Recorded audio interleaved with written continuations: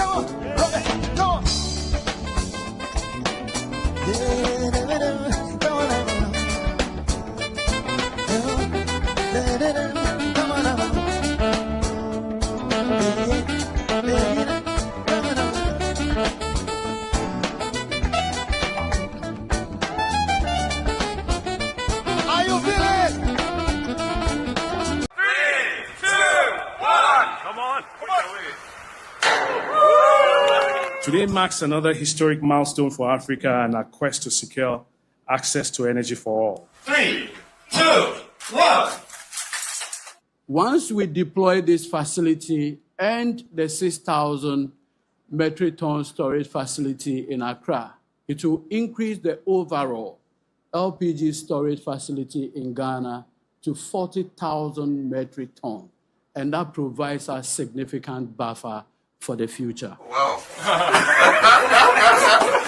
This should be full of surprises. Today, we commission not merely an asset at sea, but a stronger foundation for Ghana's energy future. A decisive step forward in building a resilient, secure, and modern downstream sector. I named this vessel Asharami Ghana. May God bless her and all who sail on her. This occasion represents more than the launch of a vessel. It marks a significant milestone in strengthening the infrastructure that underpins the global liquefied petroleum gas supply chain. 3, 2, 1. The new LPG vessel we are gathered to celebrate is part of a deliberate and sustained drive by Sahara Group to expand access to clean energy through liquefied petroleum gas. The vessel, in addition to serving the good people of Ghana, will support neighboring nations with clean, stable, safe, and efficient energy supply chains.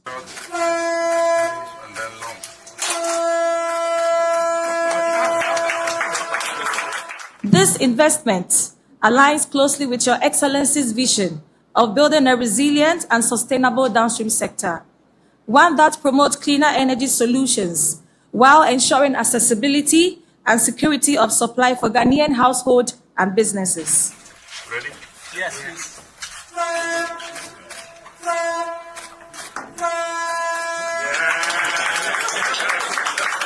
MT Asharami Ghana not only carries the flag of Ghana, but is also dedicated to supplying Ghana with liquefied petroleum gas.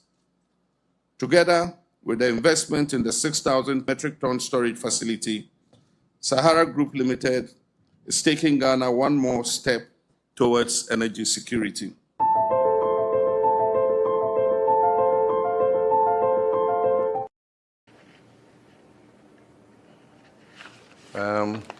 This is the COVID Health Recovery Levy Repeal Act 2025. And it's my honor and privilege to sign to repeal the COVID levy. Promise made, promise delivered.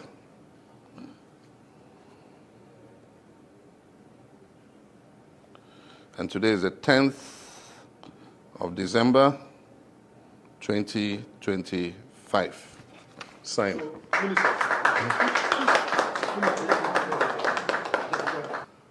Purported to provide free water, free electricity, free food, and a lot of things. And to the shock of most Ghanaians after the pandemic was over and after the elections were over, government slapped Ghanaians with a 1% value-added tax, ostensibly to recover what it's supposed to have spent on the COVID pandemic. Ghana continued to remain one of the only countries where we're being taxed for a pandemic that had passed. And so during the election, we promised that when the NDC comes to power, the COVID levy is one of those who repeal. A lot of Ghanaians have disliked this tax, and today I'm pleased that on the 10th of December 2025, I've signed the repeal act to remove the 1% COVID levy. And I will present it to the Clerk of Parliament.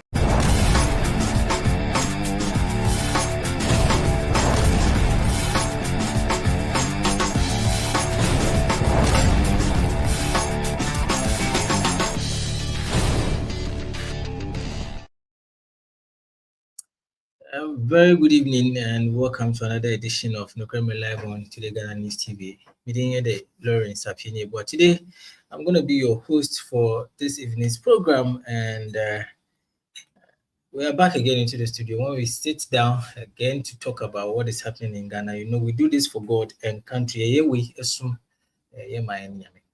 So, Cecilia Ojoine, I want to officially welcome you to this week's edition of Nokreme.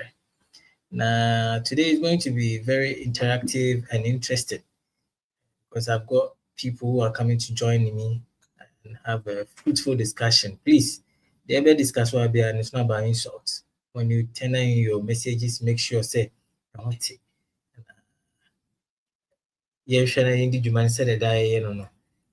Please, I would want to also tell you that this show is streaming live on a lot of channels. The program is live via Twitch, on satellite, Facebook, YouTube, LinkedIn, and the search handle is TodayGhanaNews TV. Sona Uko Achim Hima in the Eastern region. We are live on INFM 93.5. INFM 93.5 in Achim Hima in the Eastern region. Kings Radio in Accra, Jamframa TV, or Rara in the UT region. Sekina Information Center. I know totally Northern Ghana. Samson Adeleman Community Information Center, Ewon Kwanta, Fans TV, Aflao. These are the channels, Samri, Omboy, the project shows, no other places. On the Facebook and the other social media platforms, it has no boundaries. And this is where you get a chance to share it to people.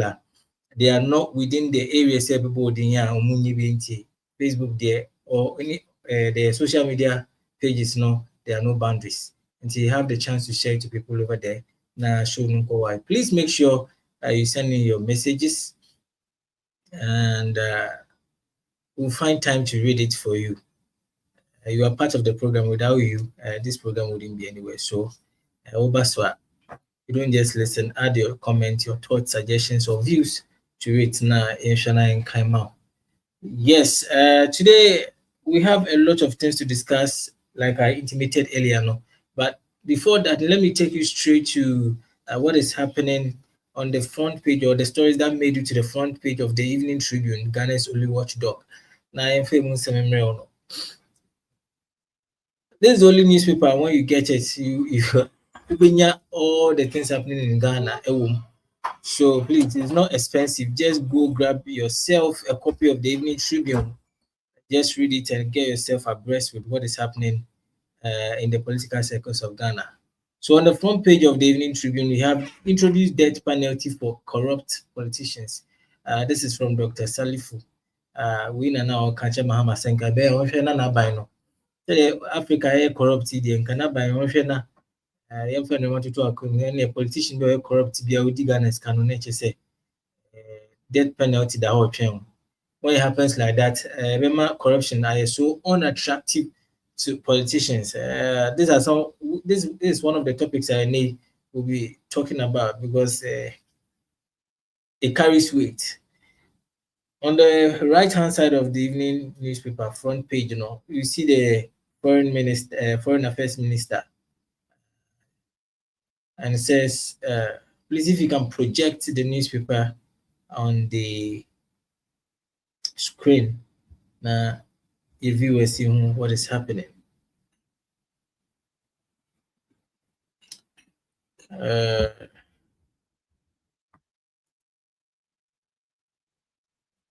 On the right hand side, unse foreign affairs minister ebo kama.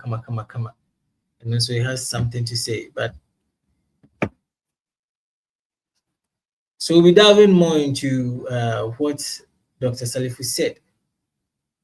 And also, we'll be having some people join us for our discussion today. We're having Dr. Masood Abungo, a regular panelist from the NPP side. Sansona in Mrewe, will be joined by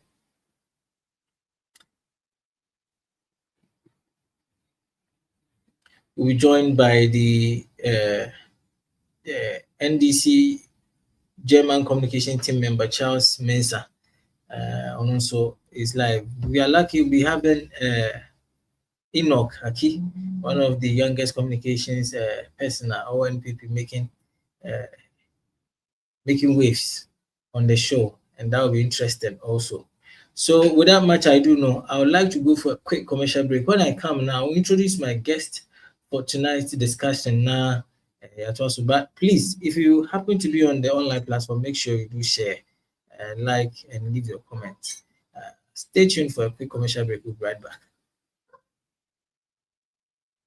Welcome to Beyond Makeup, where beauty and confidence are taken to a whole new level. Here, we pamper and take care of you like royalty. Enjoy our gentle waxing, refreshing facials, and soothing massages that melt away stress and leave your skin glowing. We also offer professional makeup services, manicures, pedicures, durable nail extensions, and perfectly sculpted ombre brows. We give you the most perfect soft lashes that highlight your natural beauty. At Beyond Makeup, every visit is more than just a service. It's an experience of care, elegance, and transformation. Locate us at Chado Last Stop or call us on 0559 933 505 or 0506 474 911. Follow us on Facebook, TikTok, and Instagram.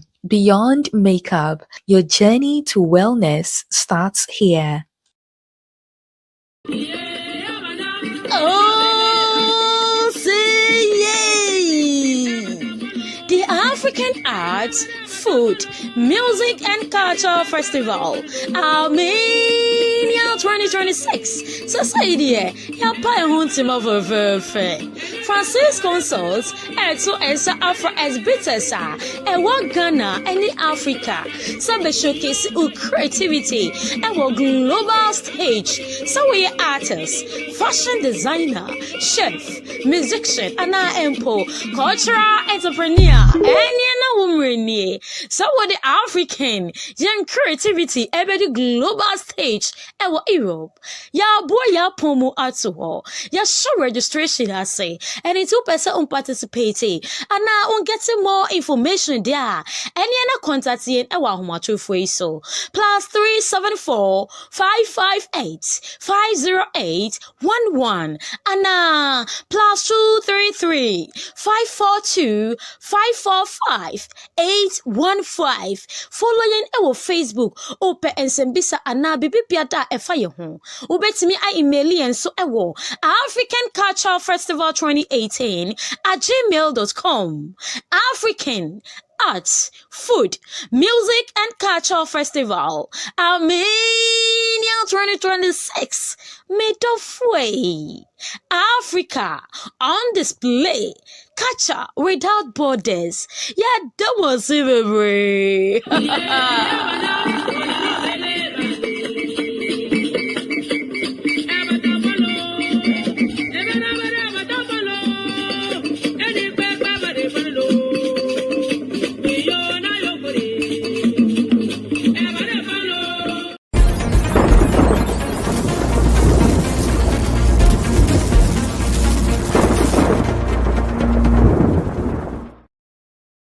All right, welcome back from that quick commercial break. Now, let me go to Studio B and introduce my guests who are seated for tonight's show.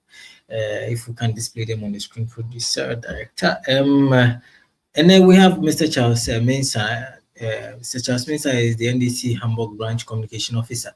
Officer, good evening.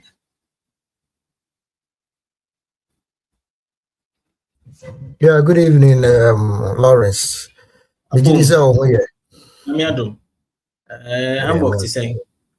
Yamiadum Hamburg so woko. Yet in Quemia, dear, Nayan TBBI, dear. A body in the Diasadamanon say, Bibia Daboko, Hamburg, Abontenso. Great. Before I show the comments, and I'll give you the opportunity to at least say hi to one or two people now. And start with the conversation. Oh, okay. Thank you very much. My initial medical ada ATF in Mamomo Achin and Umre. And His Excellency John Dramani Mamas baby will be a mano. Good evening. And the NDC fraternity at large and in Hamburg in particular will be a good evening. Say NDC BD Aban and ACBD Kunjai Nyai na yehwehwa se Ghana mpuntu ebekoso sena SNF ata nti obi biara emfa na kuma pa enter your mind peninechi na ombu mind sena SNF ata na Ghana intumi fa na ntuma pemfra. But that's it. Now let me go to my other guest and also find out from him how he's doing. Guest number 2, we're saying Enoch. Enoch. Hello. Evening. Good evening. This is your first time on our show. I would like to officially welcome you. Now, also give you the platform to say hi to one or two people before we even start with the discussion. Thank you very much. So my name, I'm the Enoch for Joake. So communication team member for the New Patriotic Party, especially the youth. Yes. So I think for a while now, since last year, we've been communicating for the Great Elephants Party, and until now, we've been doing. When I had the invitation to come here, I think it's an honor. Yes, it's an honor to come and communicate for my party. So thank you very much for the opportunity. So the name is Enoch Ake. Please, for those of you who have been who haven't been following Enoch, is one of the, tough guys are coming up in the NPP camp, and he's been making a lot of waves recently. Today is an honor to also have him right on our show. I would like to start with some of the issues that is happening in Ghana. Now, before that, we've seen what is happening with ECG and the likes. Now, one of the topics I may be discussing has got something to do with ECG, because we were here in the country when formerly the president of the republic now, when then in opposition, said something about Russia-Ukraine war. It hasn't got anything to do with Ghana. So why are Ghanaians made to suffer if somebody is fighting their war? But today we've experienced something similar, right? Let me go back to give you a little brief of what we are about to discuss. One of the topics has got to do with the Iran and US war, and the what's the difference between the war then and now, and NPP then and NDC now? So a brief background: the joint US-Israeli attack on OPEC member Iran has raised fears of a major disruption to oil supply in the Middle East. The escalating conflict has stranded air passengers across the region, including Ghanaians, and triggered volatility in global energy markets. The mission of OPEC is to coordinate and harmonize petroleum policies among member states to stabilize global oil market, ensuring reliable supply to customers. This is just a brief of the whole thing. The question has got to do with if and fire Hodena. First of all, we want to take a look at the effect this war can even have on the economy. And I would like to start from Mr. Charles. Maybe I'll give Enoch the equal opportunity to also have his bite on the same topic. So, Mr. Charles, what is the difference between the UN, the US and the US-Iran war, Iraq, Russia war? No? In fact, Ciciano, what's the difference? I didn't think Ciciano, you guys are turning your mouth to say something different. All right, thank you very much, Lawrence. I think I will extend warm regards to my other panel member by name Enoch. I didn't know he is on the show, and I'll also. Oh, you've been following him? Yes, I've been following him. He has been making some quite some unsubstantiated claims. Yes, so I've been following him, and I'm happy that I've met him. Claims. Yes, unsubstantiated claims. So, I think he's the one who alleged that the CEO of Cocoa Board. Let's just put that one aside. Okay. And, yes, sir. So, to set the ball rolling, NDC Engineer Bibia Enka say near Kosovo or other countries, and as a global stage, any effect or economy. So NDC as a political party has been in government before and is now in government. So we understand and appreciate the global economy on our local economy. But when you blow it out of proportion, that is where we have a little problem with. We had a little problem with the NPP. So we know that exogenous factors can have direct impact on our economy, and we also know that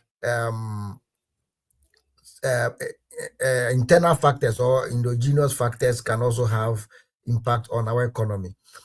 What we criticized the NPP for was the fact that they made the Russia-Ukraine war and COVID-19 as the whipping dog and always blame everything on these two exogenous factors, because the IMF has already indicated that our situation was exacerbated due to our recklessness in the previous years, that is 2019, 2018, and 2017.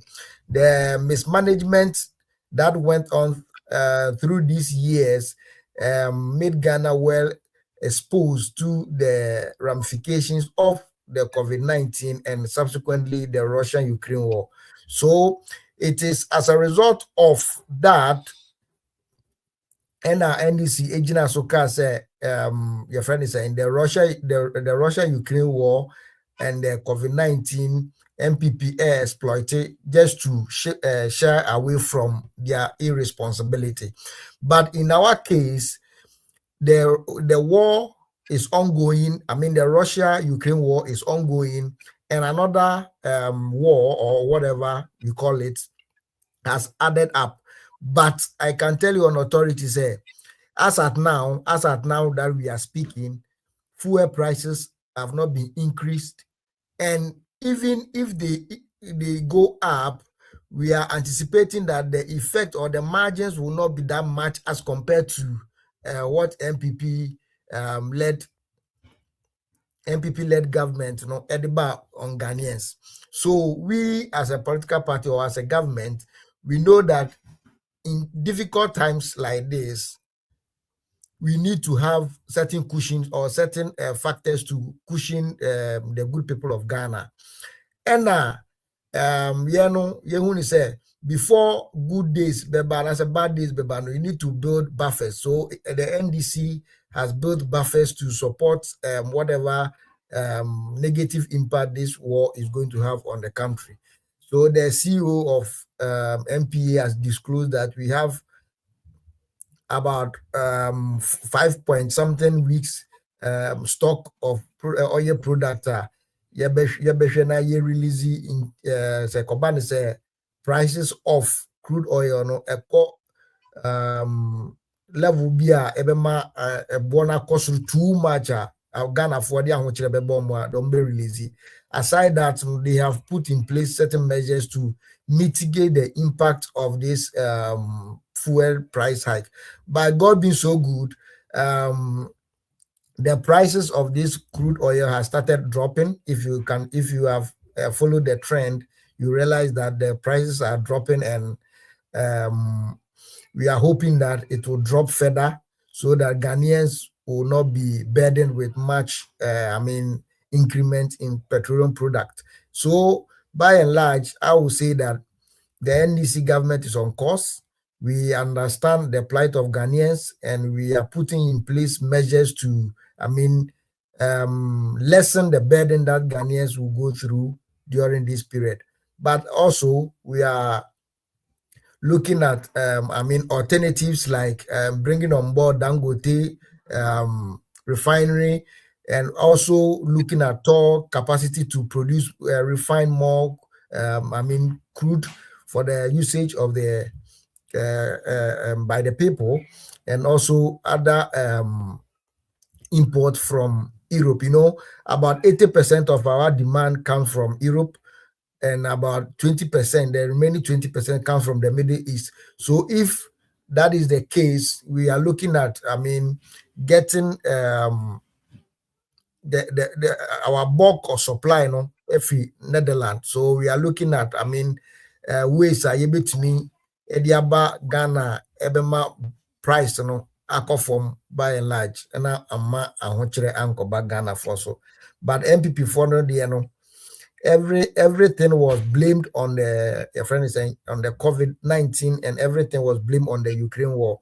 So just imagine, we said it was as a result of mismanagement and a command basa. Look, assuming a barrel of crude oil is $90 today, assuming the exchange rate to the dollar is 14 cedis or 17 cedis, as some time ago we were having it to be, multiply that 14 cedis or 14 cedis or 17 cedis by, so let's use a conservative figure, let's multiply 15 cedis by $90, and you realize that the amount will be higher than multiplying $90 by 10 Ghana cedis. You right? So the effect of it will trickle down to a low prices as compared to the MPP what they left us. Okay. We have managed the city well, and we have managed other indicators well, that even the increases will not, the effect that Ghanaians will experience, the negative effect will not be as compared to what the MPP left us. And so we admitted that there could be a negative effect economically. It is not a matter of I admit, it is a matter of truism that as an economy, any factors that the country does not have direct control over, which we call the exogenous factors, have direct implications on the local economy.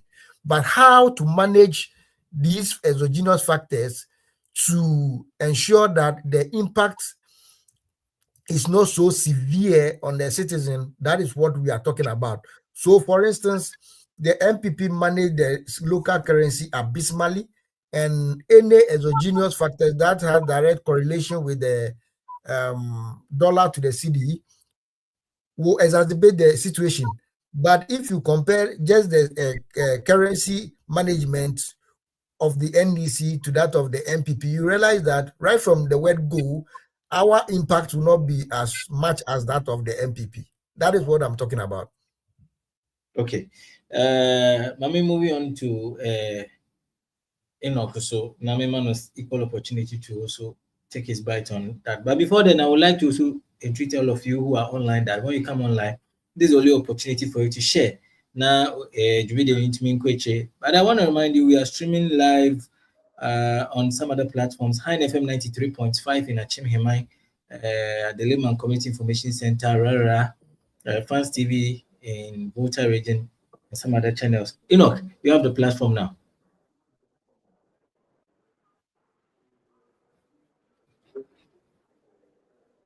Hello, Enoch. Hello. Yes, you are live. Okay, thank you very much. I think my brother or my senior made a lot of point or tried every possible means to be able to justify whatever they said in opposition and their current standing as it stands now. But if you could listen to him clearly, you could find out that there was difficulty in letting the people understand their stand in opposition and what they are saying today. If you listen to him, you see clearly that the NDC as a party and the people are double standard people. Because if what is not good yesterday turns out to be good today, then it means you do not have a strong stand in whatever you say. Yesterday, the president of Ghana, who was then a past president, was telling you and I that it is a bloody lie to blame whatever that happens in the Russia-Ukraine war on the economy. I stated clearly, a bloody lie to blame your economic woes on whatever is happening in the Russia-Ukraine war.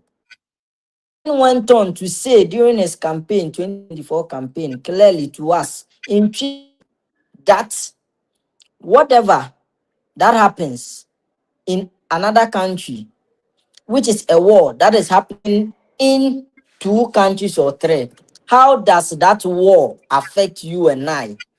Mechanic or say in Tokwa Kosovo, Russia, Ukraine. Wait till I make sure you have the opportunity.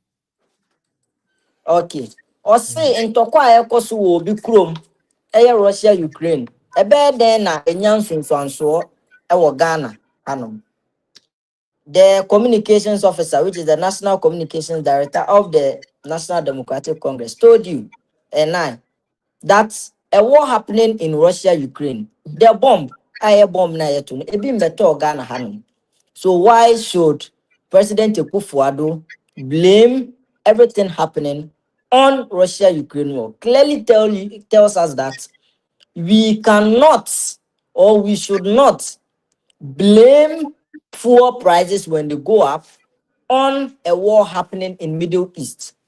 So today, if that person is the president of Ghana and there's a war happening somewhere, how can you and I, Lawrence, agree that a war happening somewhere will have an impact on our economy. I am not sure any lame person or any person that have blood flowing through the person who agree that a war happening somewhere will have impact or not. If yesterday you told us that it won't have impact. So what we are telling the NDC is very simple, and the mass is even simple.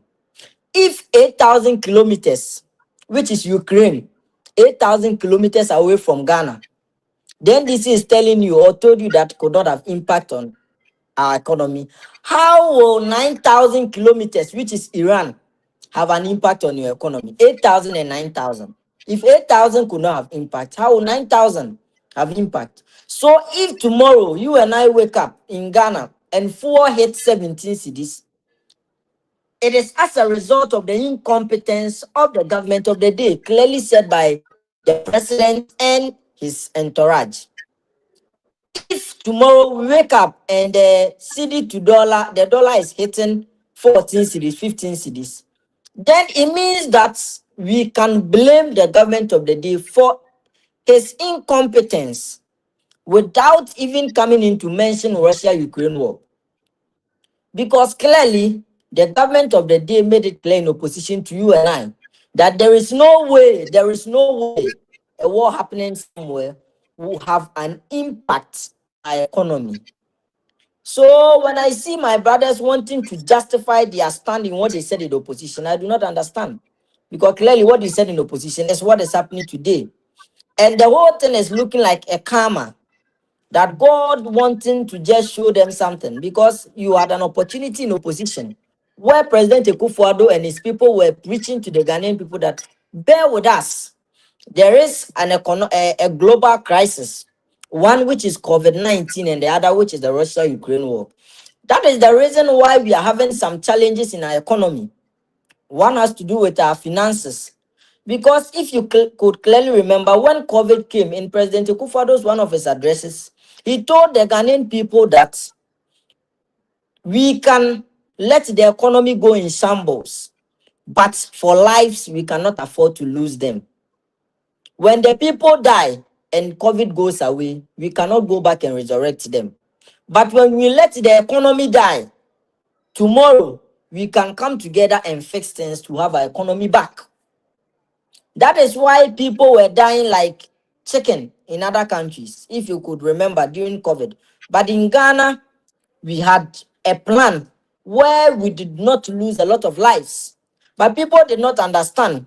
People worked, stayed in their homes for 1 year, 6 months, 3 months, and they were paid by President Akufo-Addo. Ask yourself, where did he get the money from? People were sitting in their homes but were paid.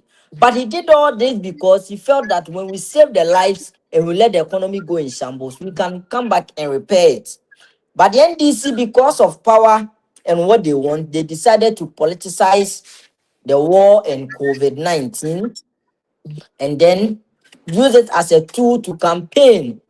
Went around telling the people that if President Akufo-Addo tells you that Russia-Ukraine war will have impact on your economy, just abort it. It is never true. So what we are saying is that the Ghanaian people today are the same Ghanaians of yesterday. And they understand whatever the NDC told us in opposition, that there is no way a war happening somewhere will have impact on our economy. As simple as that. Thank you. If you listen to the Mr. Charles clearly, he made mention that on only they are trying to tell us the truth. So it means they admit that there could be a few lapses here and there, but Omo can't check Ghana. Was it not the same in the NPP era?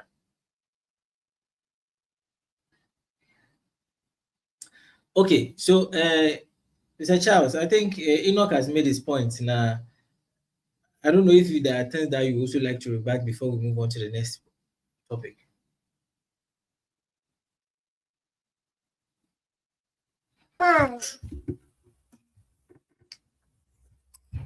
All right, thank you very much. I listened to my brother in amusement. You see, what my brother is failing to realize is that this area or era of Jandam is dead and gone.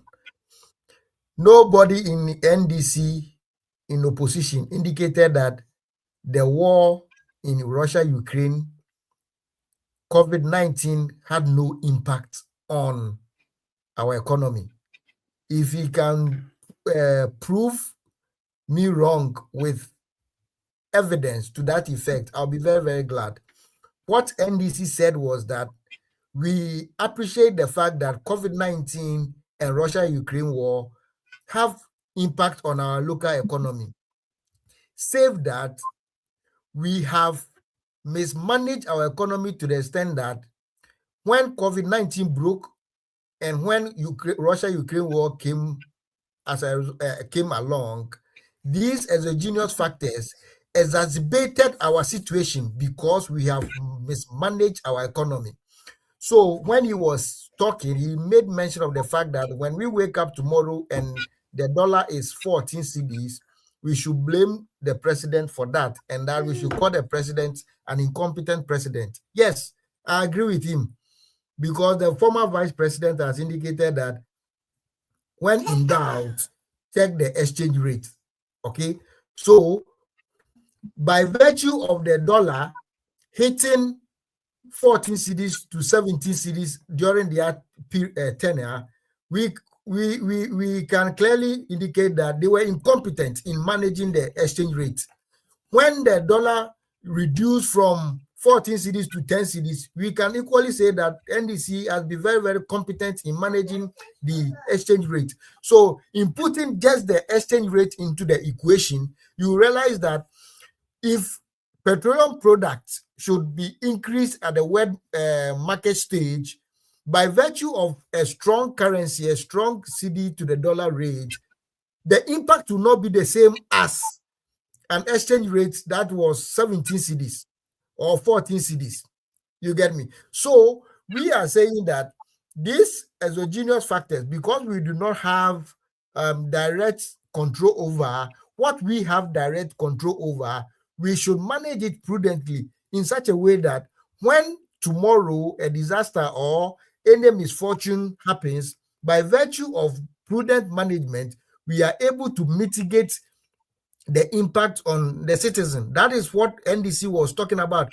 If you remember, NPP communicators have been going about saying that when President Mahama, then candidate Mahama, went to Harvard, he made admission that COVID-19 had issues on the global economy and, for that matter, Ghanaian economy. But he was quick to add that we are having an outlier because due to mismanagement of our economy, we posted a deficit of about 15%. Okay, so President Mahama admitted at Harvard that yes, these exogenous factors have direct consequences on our local economy, but also admitted that our situation was exacerbated as a result of mismanagement. So it is the mismanagement aspect that we are talking about.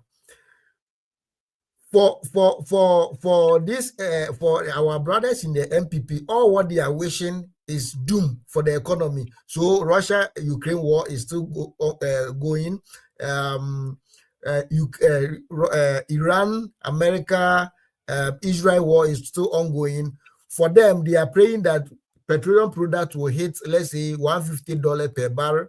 But forgetting that if petroleum product hits $150 per barrel, our exchange rate now is 10 cedis to $1, all right, or say 11 cedis to $1. So assuming we have exchange rate of 17 cedis to $1 and petroleum product hitting $150, what will be the impact on Ghanaians? Right from the word go, you can tell that Ghanaians will suffer higher hardship as compared to 10 or 11 cedis to the dollar. So the NPP should just calm down. We have competent hands at the helm of affairs who are managing the economy, and now petrol is selling at 10 cedis at some pumps and 9 cedis at some pumps. We should just pray that the war will subside and things will get better, because if you want to play politics with everything, at the end of the day, you are going to buy the fuel, okay? And when you are buying the fuel, the vendor or the seller will not ask you of your political calculation before they sell the product to you, all right? So what I am saying is that NDC chastised NPP for mismanaging the economy from 2017, 2018 to 2019. So when COVID came, they shifted everything to COVID, that COVID is the cause of everything, forgetting that IMF has indicated that we were fiscally exposed in the previous years before COVID struck the nation.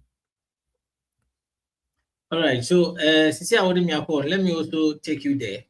You made mention of oil and petroleum products, and you know, said these are some of the products that we also use to manage our ECG. Currently, there's been a cry, and the Ghanaians have been crying a lot about the increment or the tariffs.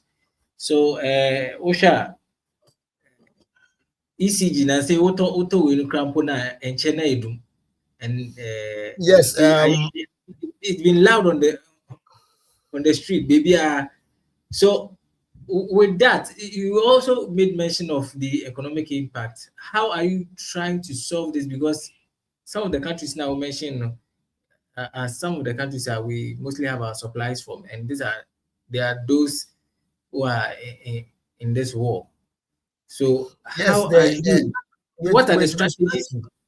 Yes, with respect to some of these issues are being solved.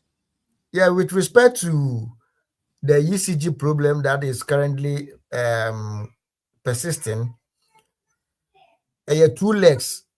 Okay, I can say it has nothing to do with the current war situation in Iran, and it has to do with 40 meters. I learned some of the meters in I 40 to the stage that would they credit in Busukrana take credit. So the ECG is on a program of, replacing some of the meters and ensuring that the right meters are installed for the good people of Ghana. And two, with the price increments, as part of the conditions now, NPP signing on to IMF deal, that is the ECF facility, it was captured in that agreement, say electricity tariffs should be reviewed, quarterly. So every 3 months, or say you review tariffs to reflect the true price that we are supposed to pay. Okay, inti say omoton the fan say the VRA produce power na say cost of $5 or say mo passing on the $5 to the consumer, and he say buying ebe subsidize it for the friend is saying the cost of the product. So right now they are doing tariff reflective. The consumer should pay the true and right tariff that they are supposed to pay. And prices cost rosano. But government knows this tariff increments, direct impact on the livelihoods and disposable income of the good people of Ghana. That is why government is doing everything possible to ensure that inflation goes down, exchange rate is managed, all the indicators every money well managed, so that at the end of the day, the net effect of this increment will not be that severe on the good people of Ghana. And then when it comes to the purchasing power, by virtue of inflation being at 3.3%, our disposable income, so if you are netting that against the increment in the energy usage now, you realize the impact will not be that severe as compared to a time in Kayewo inflation of 23%. And when we talk of inflation, we are talking about the rate at which things, goods and services are being increased. In this, assuming say, and now kota there or China, and now kota there 5 cities or China will two now across 6 cities are. Mbama will purchasing power no perform, and for that matter, to me, is enough money on you to cater for certain other pressing needs. Into say you told electricity more such a situation where Bema will how no I can but this year no is say inflation above from ninety. You told electricity more crana. We purchasing power no and one womb and I say and one day I will be to me at on a bill. How? Impact on any things. But Okasana, I mean, what do you really mean? Because even though we've seen, say, but sometimes when you go to the market, the prices are still the same over there. And, yes, I'm not saying you see. We've appreciated that Yatite still cry if the Ghanaians are still bleeding with the tariffs. And then are we making any headways? Yeah, no, I'm talking about impact. You see, you need to appreciate that the impact on Ghanaians is what the government is seeking to bring down. All right, into say, purchasing power. When we talk of purchasing power, we are just talking about your ability to pay. Okay, if you have the ability to pay for a good or a service, as compared to a situation whereby you do not have the ability to pay for that good and good or the service, you realize that all right. But no, in this case, but when you make mention of if I don't think Ghanaians will be shouting and crying. So in the let's just oppose this to the past, whereby now inflation a year 23%. You rightly admitted say you're taking your muscle, all right. Meaning now a buobi first, you know, and I say yati swaba a buobi. Okay, so assuming say electricity air costro and as a good and service na ye can one seven so a jina sa a bona work first na ejina. You see say na ahochira ebeba nipa no so sa time no ano be as compared to ende is say wa jatum say yatete nyoma bi so ntieva, for example yate rice so by let's say 5 cedis. Okay, so 5 cedis na yate fi rice no so no aba count disposable income nti say wo ko electricity na say yato electricity no mu ebia 3 cedis kura na by virtue of rice yate so 5 cedis no na electricity ya 3 cedis, you have a net windfall of 2 cedis. Is that not the case? Yeah. If that is the case, you agree with me, say the impact and as a no anke beba nipa no so say mono 5 cedis ne ka ho a eswat nti nipa I mean we know laxity kakra to spend on other areas. That is what I'm talking about in terms of the impact by virtue of managing inflation at the barest minimum, managing the currency. For the first time in our history, we have appreciated against the major trading currencies. Okay, so these are some of the things that a good manager of an economy looks at. We are all looking at how to ameliorate the suffering of Ghanaians. In Tebia, bako kosoro no na bako eba from. Okay, so that when you net it, so what it free more the ebekano ebema ahoto kakra aba nipa no so.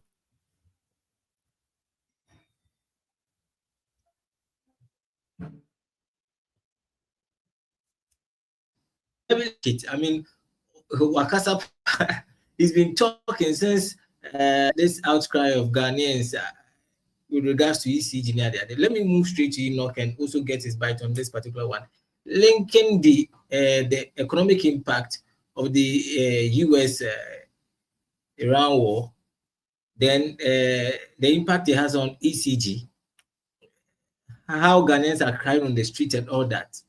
Enoch, I think you heard Mr. Charles make his point, and I don't know how to. Maybe you have something to say to that.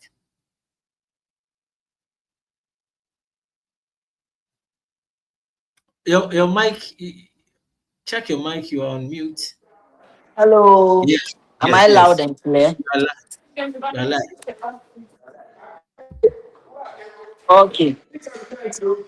So I think with what I heard, I think there's noise at the background there. Don't worry. Let's make your point. So yes, I think I listened to him clearly what he said concerning electricity. So what I have to say is very simple. Ghanaians voted for change and reset as the NDC's mantra has been from opposition to government. So with regards to electricity, I think for few months now, the Ghanaian people have been having challenge with electricity tariffs. People who used to buy electricity for 200 cedis are now paying about 800 cedis for the same electricity they've been using. The unfortunate situation has to do with people who even have just bought and funds are now paying close to 800 Ghana cedis a month for electricity, of which it did not happen under the NPP government. Now, a little history with electricity. If you know the NDC government, you know that they have a track record when it comes to electricity and doomsday. From 2009 to 2016, that the NDC ruled, they increased electricity for 294% this country, which is electricity tariffs, about 294%. And the NPP, on the other hand, from 2017 to 2024, increased electricity 84%. Now, people begin to ask the NDC what is happening with our electricity. And I don't know if you've heard the excuse they give. One is IMF conditionality. I don't know if you've heard that. That the NPP Akufo-Addo government has gone to sign an IMF document that says that quarterly there should be an adjustment, of which adjustment in the NDC's dictionary is increment. I don't know if you've heard that. So the reason why we are increasing electricity is because a past government went to sign an IMF document that says that we should increase electricity quarterly. I don't know if you've heard that argument. Others also argue on the basis that the NPP government left huge debt at the energy sector. That is why the current government is finding it difficult to keep the lights on, and that is why we are seeing high electricity tariffs. Let it be on record that the NDC in 1 year, have increased electricity over 28% in just 1 year. 8%. The tariff the NDC government has burdened the ordinary Ghanaian people with. Again, coming to the IMF document, the NPP, when assumed office in 2017, for the period of 2017 to 2018, we never increased electricity tariffs for that 1 year period. What the NDC have done in 1 year is an over 28% increment in electricity tariffs. We begin to ask, we begin to go into the IMF document. What is in there? In the IMF document, what is clearly stipulated in that document is that you will do an adjustment every quarter in your electricity. I have gone through every dictionary in this country. Yes, in fact, every dictionary I have. And the meaning of IMF document is simple. The meaning of adjustment is simple. Adjustment means either increment or decrement. I don't know if you have any other meaning. But adjustment means increment or decrement. Meaning that when IMF said adjustment in the IMF document, it means that IMF is telling Ghana that every quarter you should do an adjustment where you either increase or you decrease, depending on prevailing factors. One factor for the adjustment is inflation. Inflation. You check your inflation. Another adjustment or another factor for the adjustment is exchange rate. And another factor is fuel price. My brother Lawrence, tell me today, where is inflation? Your inflation is around 3.3%. Why is your exchange rate? Why is your dollar? Your dollar is hovering around 10 to 11. Why is your fuel price? Your fuel price is hovering around 10, 11. So what is the basis for the increment when the three factors that cause adjustment, which is the increment or decrement, inflation, your dollar, and your fuel prices? And both the three of them is giving you positive results. Why is your electricity to the people?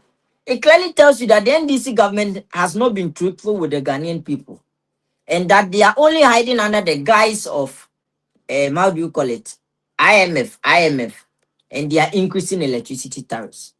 But in practicality, when you compare the price people were paying in 2024 and today, it is even far more than the 28% they are quoting. Because today, the one who used to pay electricity, used to buy 200 cedis a week, is now buying 800 cedis. The one who used to buy 800 cedis a month is now paying 1,600 Ghana cedis. And then they want to hide under the guise of IMF document, IMF document. Now, let's come to the debt factor they've been talking about. The NDC, when exiting office in Mahama Government 1, 2016, we saw clearly that under Mahama Government 1, when exiting office, left a debt of over 2 billion at the energy sector, where President Akufo-Addo and his government had to sit down and analyze on how they can keep the electricity on for 8 years without complaining. Today, we have people in government that any least opportunity they get, they want to complain to the Ghanaian people. Let's blame President Akufo-Addo. Let's blame the SWA government. But you see, governance is beyond complaint. When you come in government, you inherit assets and liabilities. The NDC government, when they inherit assets, they are happy. But when they inherit liabilities, they have a problem with it. But you see, it's been 2 years now since they were sworn in government. And I think we have to tell them that they have to stop complaining and get to work. Today, people living in Ghana are facing serious challenge with electricity. On top of the electricity tariff that they've burdened the Ghanaian people with, do you know what is happening? There is doomsaw again. What happened in Mahama Government 1, which is doomsaw on top of electricity tariffs, is happening today. 31 days in a month, people will sleep in doomsaw for 10 days, 20 days, and at the end, they are supposed to pay higher electricity tariffs. That is the sad aspect. So my brother in Hamburg, I will urge you to join hands with me so that we can tell the government of the day that they should not burden the Ghanaian people, because these are the same people who promised Ghanaian that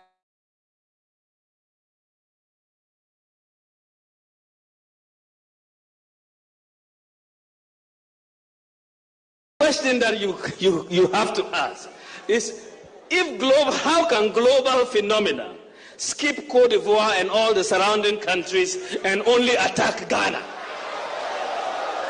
How? How does it happen?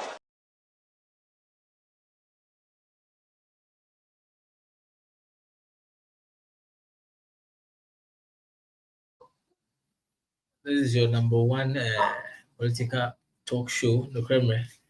But when you have the chance to be on online, make sure say ube share now or like your content now, so that the other people elsewhere, some we don't have any affiliate station in their area, no, can also have the opportunity to join the program through the social media platform and make their thoughts, comments, views, and opinions known. We'll be taking some time to read some of the comments about so far. I think Enoch was trying to make a point, and I believe that by this time, Charles, my comrade, is really boiling. He's eager to answer one or two. Let me take the opportunity to read some few messages at Abba. Then we continue with the show. Okay.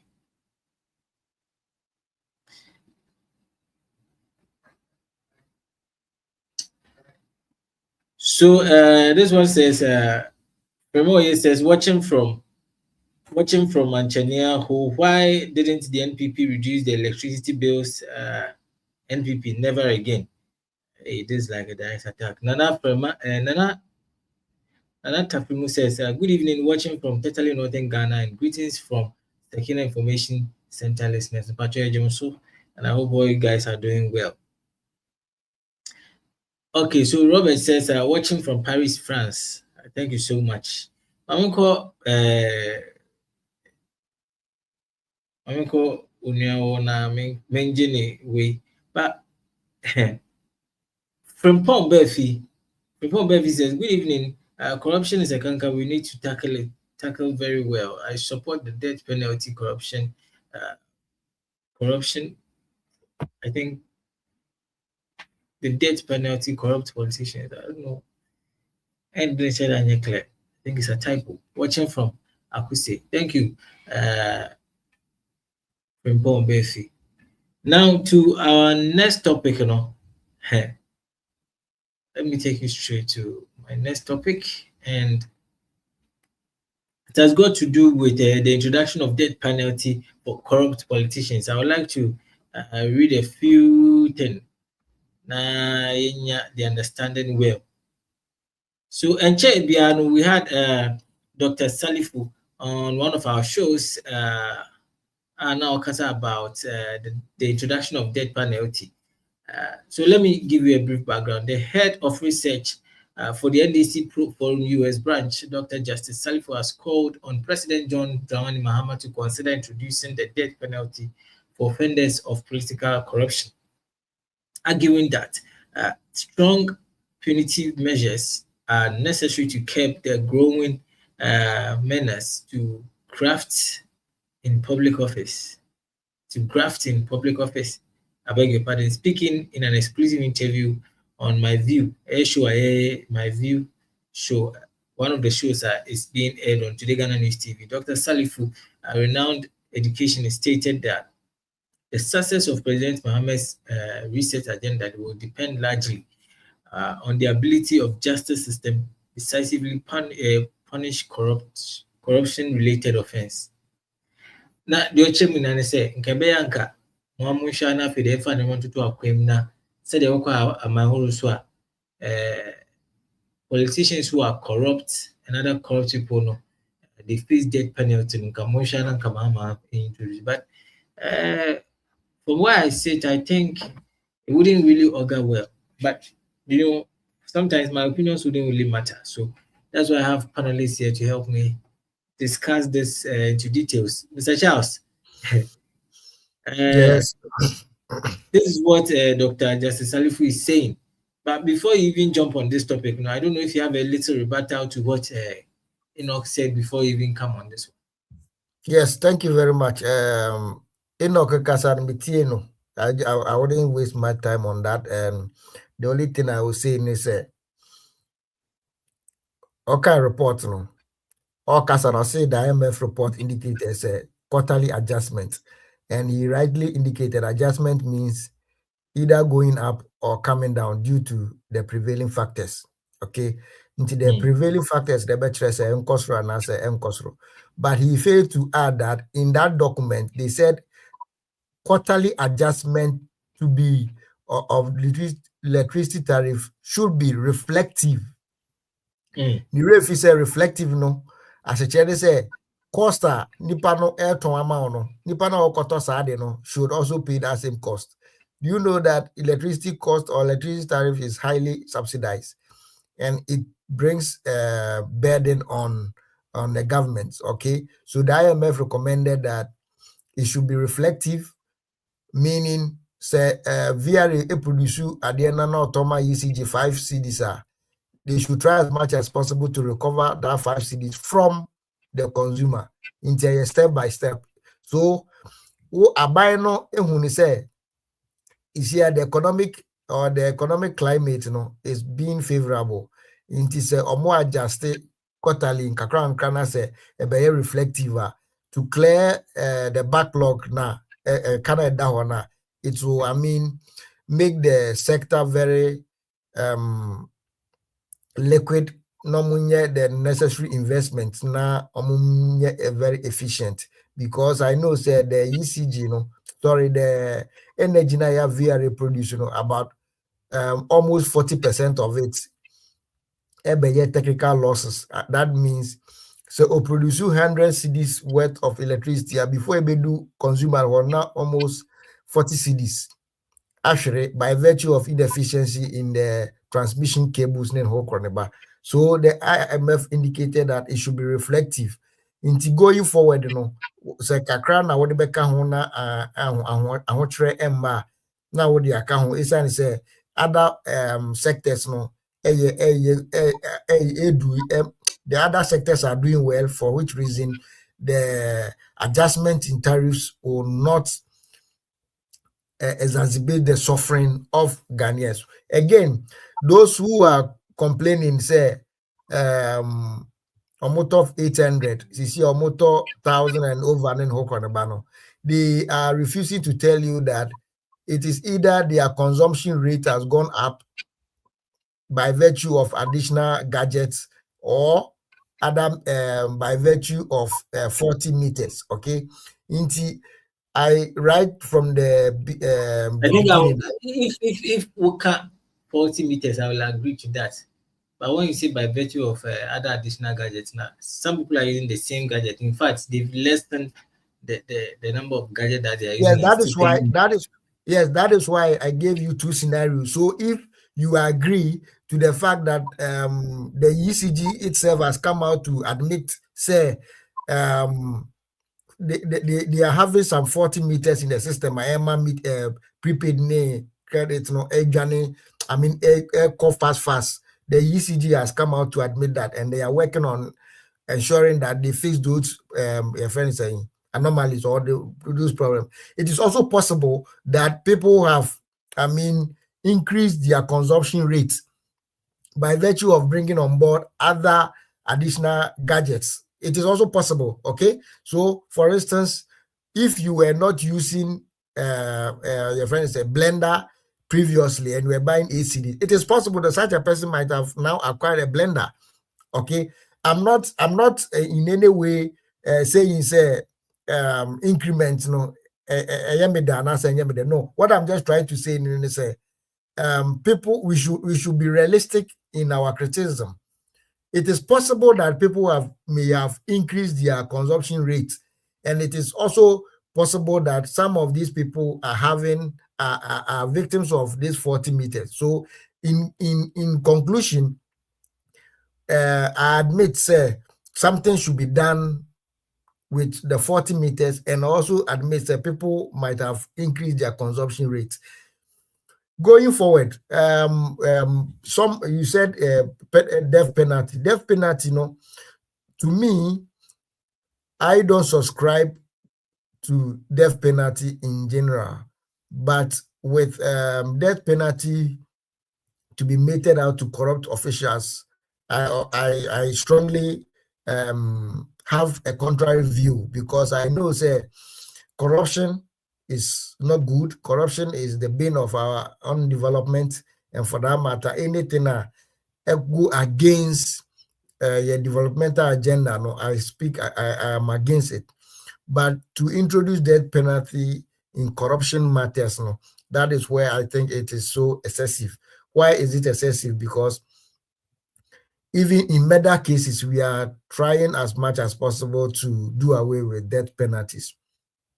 Now, if you want to fight corruption, I think we should make the burden of proof be on the accused person.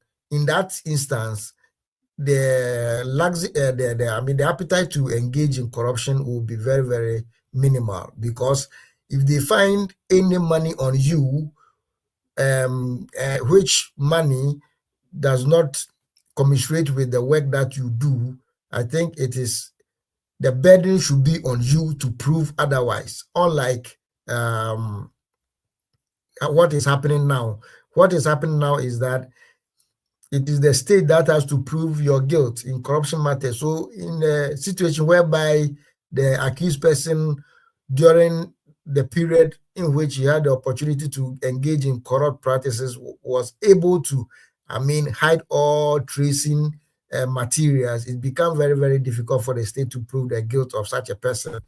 So if the burden is shifted from the accused person to that, is shifted from the state to that of the accused person, then it becomes very, very unattractive to engage in corrupt activity.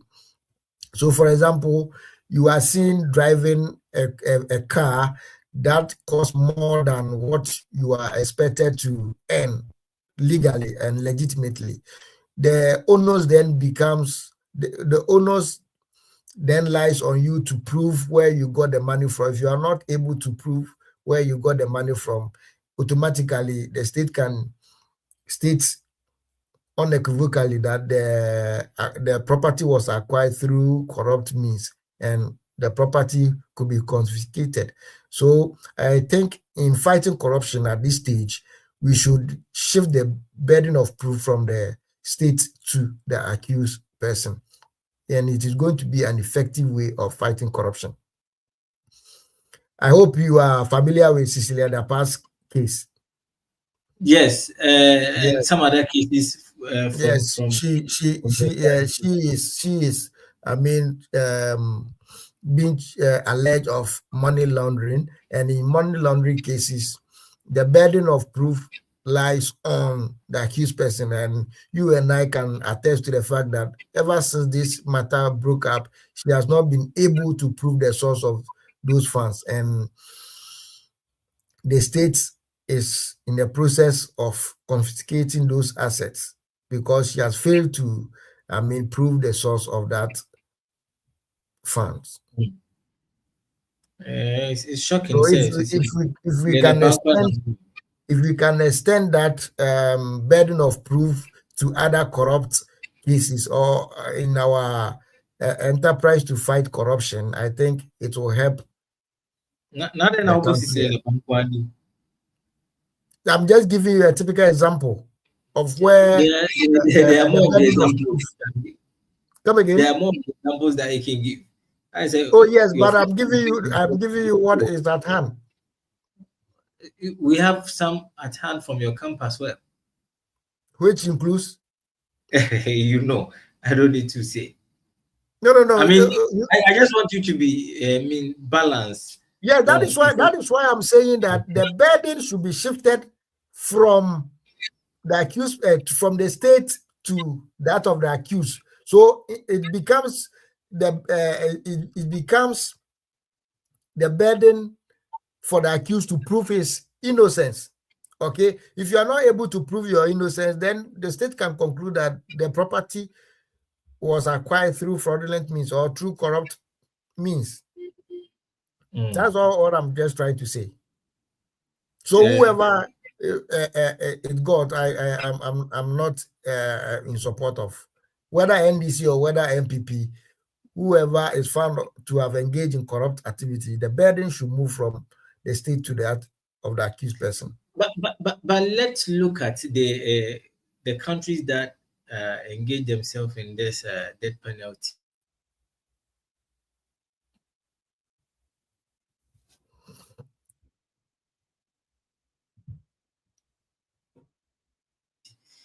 And how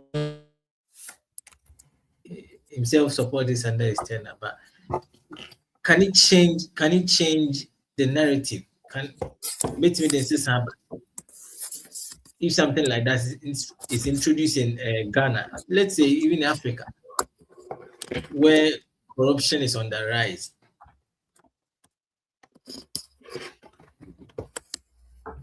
The death penalty. Yes. That you see, the death penalty, I don't think is the panacea to the problem of corruption being on the rise. Why? Because if you take Kenoforiata, for example, as at now, he has not returned to the country to face trial of the allegations that the states, the OSP has leveled against him. Okay. But now the regime that we have is that the state has to prove the guilt of the accused person. But if it is the other way round, you will realize that the onus then lies on Ken to prove his innocence. So immediately he fails to turn up and judgment is entered, confiscating his asset wouldn't be that difficult. You understand? But in the current situation, it is the state that has to prove the guilt of the accused person. That makes it very, very difficult for the state to recover, proceeds that are tainted with corruption. So I don't think death penalty is the solution to the rising cause of corruption in the country. All right. I think your point is well made. At this juncture, I would like to go for a quick commercial break. Maybe I read some of the messages, but then we can continue with the program. Short break. We'll be right back. Oh, say yay! The African Arts, Food, Music and Culture Festival, Armenia 2026. Society, Yapa Huntima Francis Consults, Eto Esa Afro as Bitesa, Ewa Ghana, any Africa, Sabe showcase creativity, Ewa global stage, so we artists, fashion designer, chef, musician, Anna Empo, cultural entrepreneur, any woman, so what the African young creativity, ever the global stage, Ewa Europe, ya boy ya pomo atuho, ya show registration I say, and it's 2% participating, and now on getting more information there, any other contact in Ewa Humachu so +374 558 508 11 and +233 542 545 815. Following our Facebook, Ope and Sembisa Ana Bibi Piata Efaye Hon.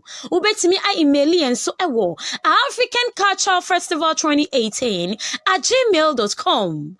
African Arts, Food, Music and Culture Festival, Armenia 2026, made of way.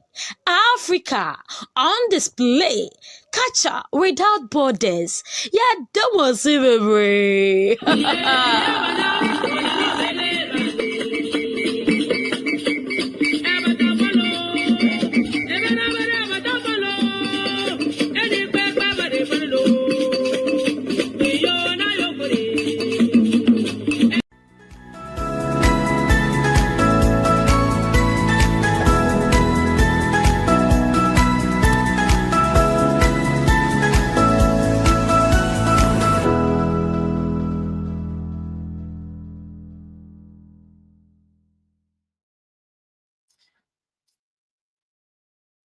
Okay, so welcome back from the quick commercial break.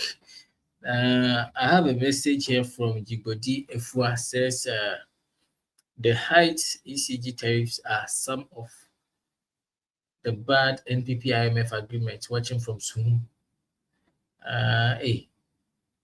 Okay, so the NDC Diaspora Union says greetings, Comrade Charles Mensah watching from Amsterdam, Holland.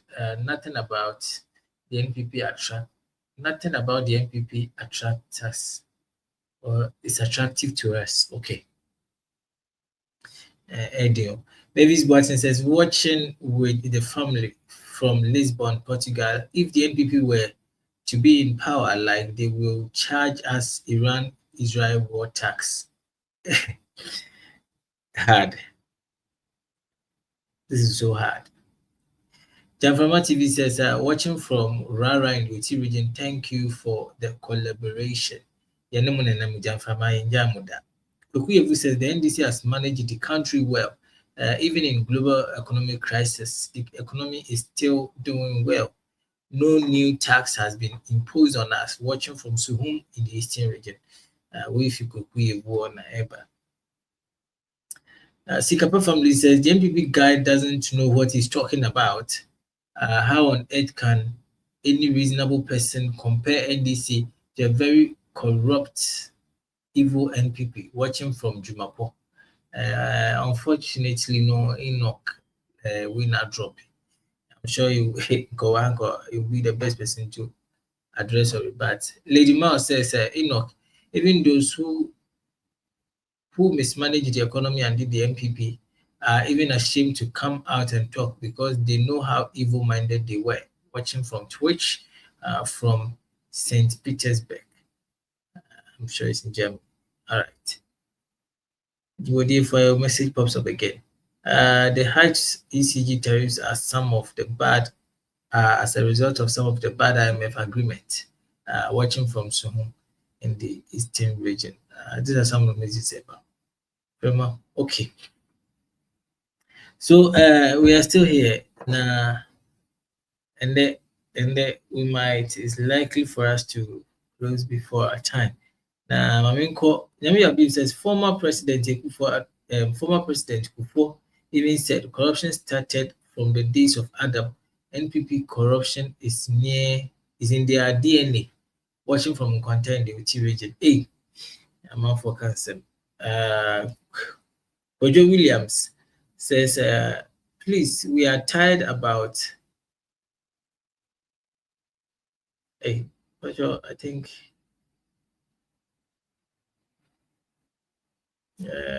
Bojo, message number clear. I think there's some typo error, and I can't seem to figure out what you wanted to say. Now, I remember back into the studio. Opening today, we've been talking, and I think our from the beginning of the show to now, no, let's just summarize it. If you have anything to say regards to what is happening, as Zawaka said, for now, no, the NDC in government is doing something different as compared to the times where where NPP was in power. The wars coming in, and you guys, can you assure Ghanaians say you have better policies or structures or systems in place that make sure most of these things happening will not have any negative impact on the economy? Emma Ghanaians. Yes, thank you very much. So right from day one, His Excellency John Dramani Mahama has admitted that he knows the enormous tax on him, and he is going to do his best to ensure that Ghanaians experience good governance. The suffering on Ghanaians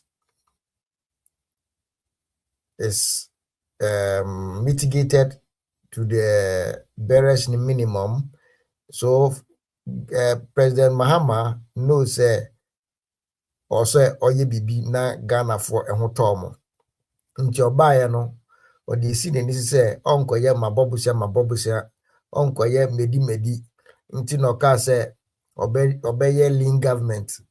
These are some of the things that President Mahama take up by himself. Say obehwe say obema a car Ghana yebo wonema bi mu no yebetete so.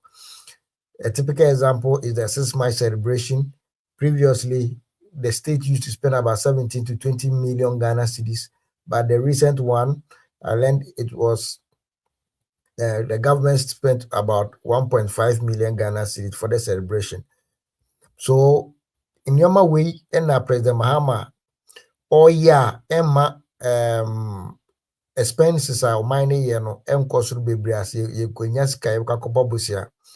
He said, Unimpefe say, economy be anywhere within 4 years, no, exogenous factor be an answer, endogenous factor be no.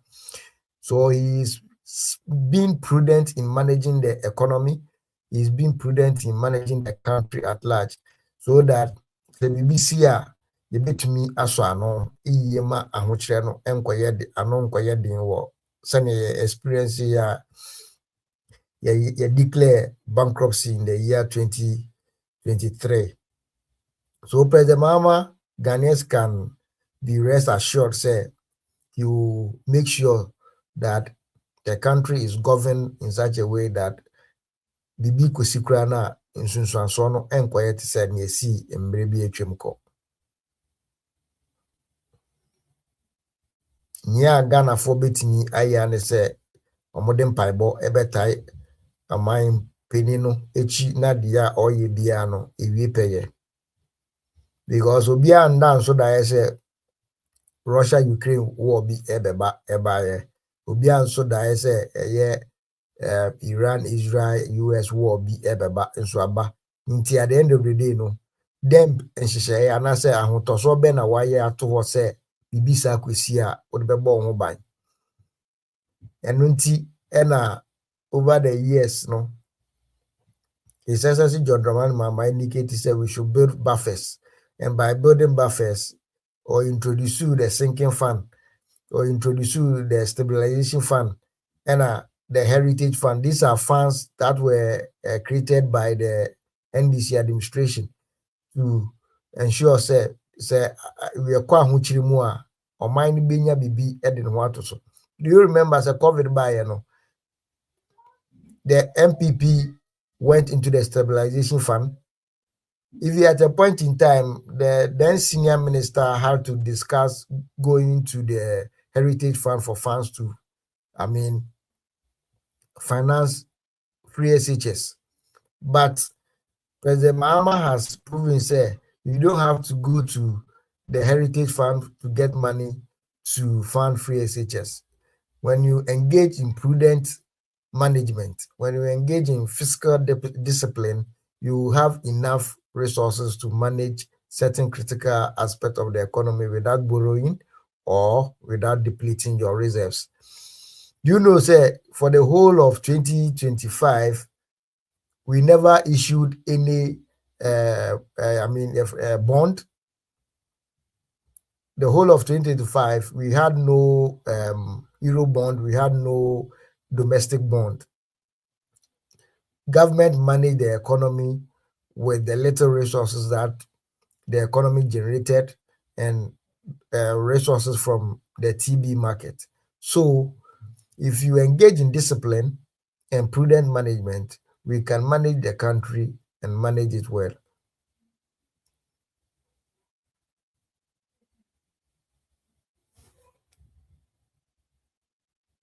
Thank you so much for your time tonight. I think I like your last comment. If you engage in discipline, if you can repeat that again, you can manage. Yes, if you engage in discipline, fiscal discipline, just like what the finance minister and the entire management of the economy team is doing, you surely, achieve positive results. And that is what we are seeing. Almost all the macroeconomic indicators are in the right directions, and we hope that we will improve upon them and ensure or have better outcomes for Ghanaians to enjoy at the end of the day.